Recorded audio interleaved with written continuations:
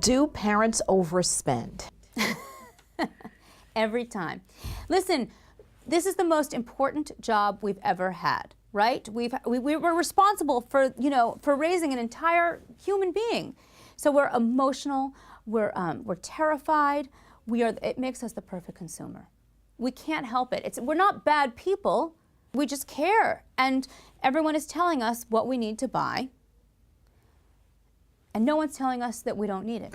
Let's get back to the infants. Okay. All the gear that's needed for an infant. Right. How could you not overspend? Because you leave the hospital and they're like, okay, you can take home this baby, but you need a car seat, right? And you're like, well, this is no place to start skimping. I'm going to get the most expensive car seat.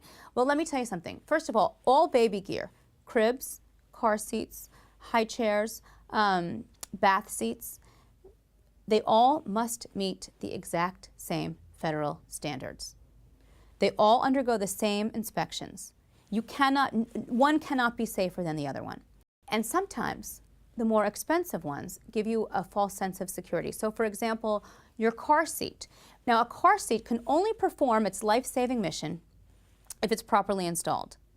Okay, and even like a 1-inch difference can cause a baby to swing wildly in a crash, right?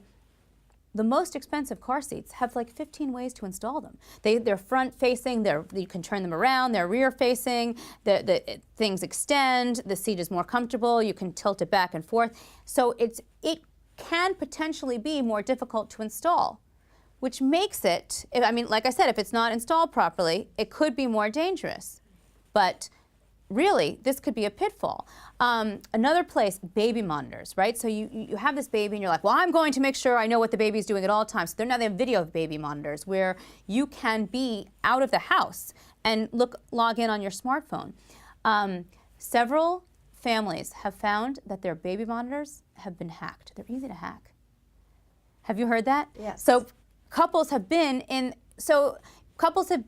their kitchen, heard people screaming at obscenities at their baby, and they go in there and found that the camera was panning seamlessly seemingly by itself onto them, and then the guy started screaming at the parents obscenities. And yeah, at this baby. And how dangerous is that someone can see your baby? One news reporter from Channel 7, actually in Miami, drove around a neighborhood, a family neighborhood, with a standard baby monitor receiver, just the receiver, in his van, and drove through and saw baby after baby after baby, just to show you how dangerous these are. You know what? The old-fashioned video monitors that I used or that our parents used, not to call either of us old-fashioned, but it's really unless you're 10 years old right now, if you're over 10 years old, are $13. And it's the audio you really need, right? You need a baby monitor, so if your baby wakes up in the middle of the night, you know. That's the audio. Even if you had a video of it, you're sleeping, so you're not going to be watching it anyway. It's the audio that would tell you.